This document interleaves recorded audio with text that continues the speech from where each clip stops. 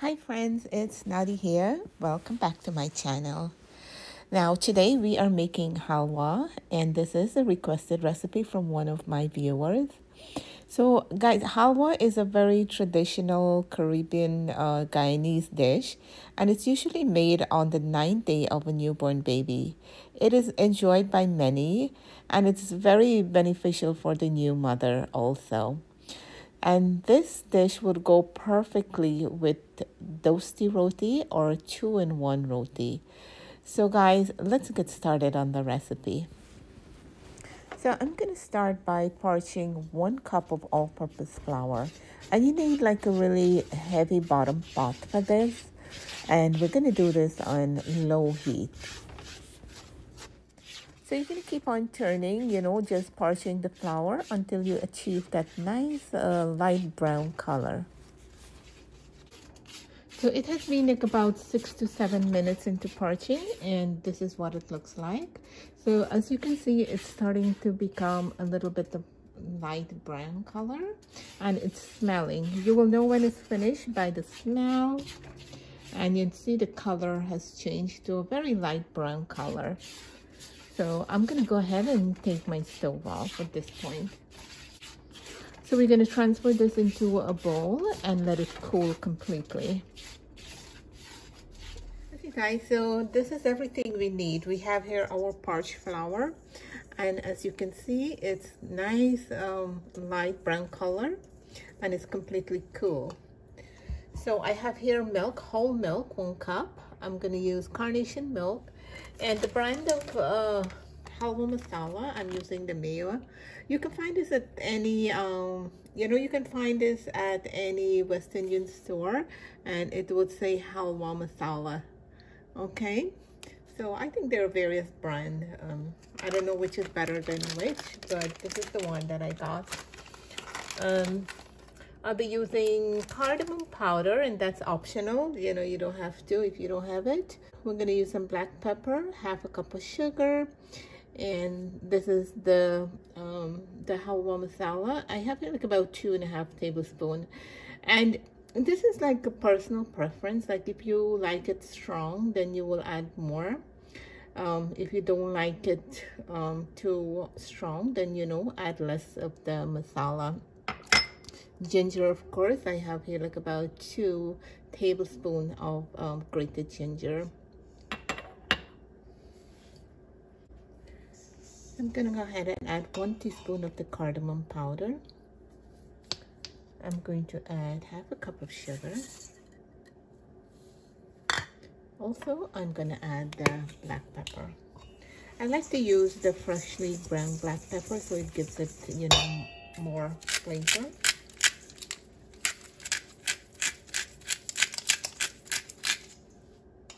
So I've grated like about 1 teaspoon of black pepper.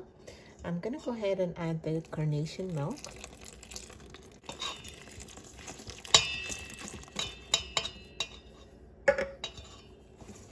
And I'm gonna go ahead and mix this.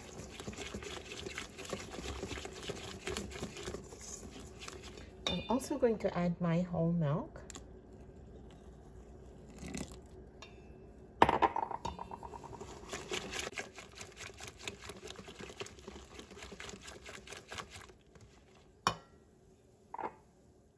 So now we're going to go ahead and add water. I'm going to add 2 cups of water, and we're going to go ahead and mix it really well.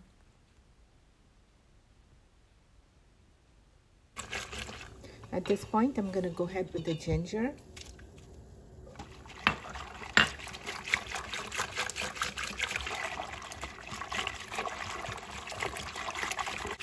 So you want to mix this really well so that the sugar, is melted. Because after this, we're going to strain it, so we want everything to go through the strainer. So I have my heavy bottom pot. I'm adding 1.5 tablespoons of ghee. And in the meanwhile that's melting, I went ahead and add water to the masala. And we're just going to mix this well. So now that our ghee is melted, I'm going to go ahead and add the masala in.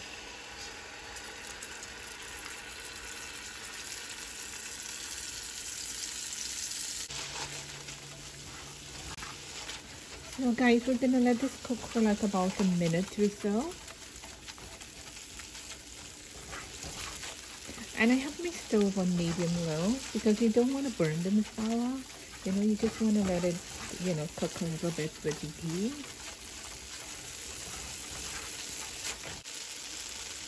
And now we're gonna go ahead and strain this in. So guys, we're straining just to get rid of any lumps that is going to be in the mixture. And also, you know, the ginger have all these fibers in it. So, you know, we're just going to get rid of those. Although I grated it on the finer side of the grater, it still has some fiber in it. You know, if you can blend it and, you know, make it smooth, then you can add it directly into with the pot with the masala. So that's the only reason, you know, we're straining, just to get rid of those fibers. So guys, at this point, you're going to keep on turning and your stove should be on medium low because this is going to thicken up really fast. So you want to keep on turning. So as you can see here, it's starting to thicken up. And friends, remember, it's all about adjusting the ingredients. If you want it stronger, you can add more ginger, black pepper, and more of the masala. So, you know, and if you want it milder, then you would use less of those ingredients. So as you can see, it's sticking up really nicely here.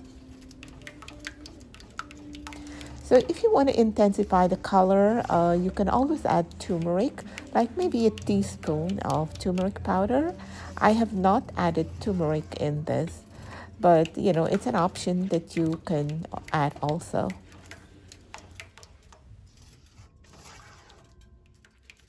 So guys, as you can see here, it has thickened up very nicely, and this is the consistency I have. And at this point, you know, you want to watch it really carefully, and you can take your stove off because once it's cold, it's going to thicken up some more. So you don't want it to get too hard. So this is looking really good now, and this is the consistency that I have. So I'm going to go ahead and take my stove off. And so once done, your halwa should be looking something like this. To make our Dosti Roti, I'm going to go ahead and add 2 cups of all-purpose flour, half a teaspoon of baking powder. And I'm going to give everything a very nice mix. So I have here some lukewarm water from the tap, and I'm going to add this gradually as I mix my dough. Now I'm going to try to achieve a medium soft dough. You don't want it too soft, just go for a medium soft dough.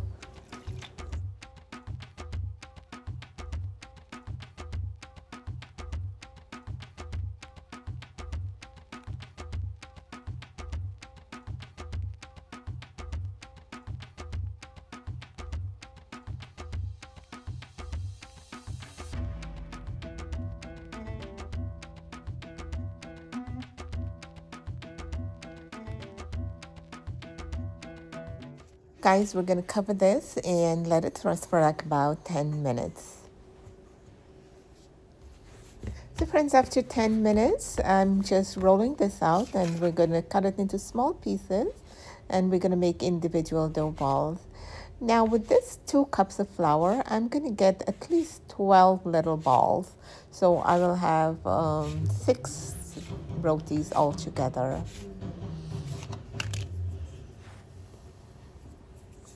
So once I finish cutting, I'm just going to roll them individually like this. So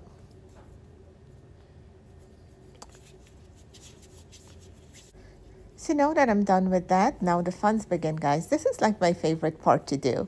So you just kind of take them and, you know, kind of open it a little bit like this. So, and we're going to do the oiling process. We just put a little bit of oil on each. Just kind of rub it in, and then we're going to sprinkle some flour. And now we're just going to kind of like put them together And this is why they call it Dosti Roti, because Dosti means friends. So they're glued to each other like true friendship, guys. Look at this. Dosti Roti, friendship roti, or two-in-one roti. So this is all there is to it. So I'm going to continue with this. So we can cover this nicely, and we're going to let it rest for like about 15 minutes. So friends, it's time for us to start cooking it. It has been over 15 minutes, so I'm going to start rolling these out. So you're going to use flour as needed, and, you're going to roll them out. I like to roll at least like about 2 or 3 ahead of time because they cook really fast. It's not like the regular paratha because, it is too small dough balls stuck to each other, so they cook really fast.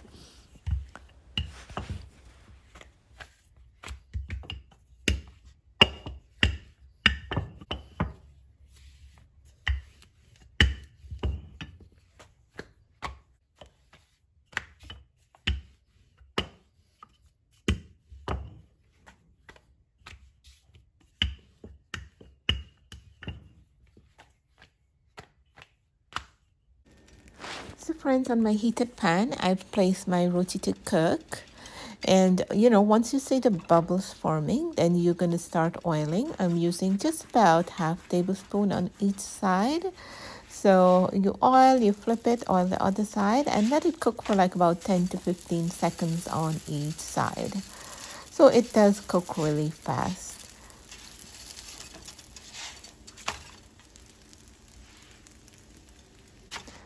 Once it's finished, I'm just going to go ahead and give this just a couple of claps. And this is going to loosen up the roti, and it's going to separate the two. This is really hard, but I just want to show you how it separates very easily.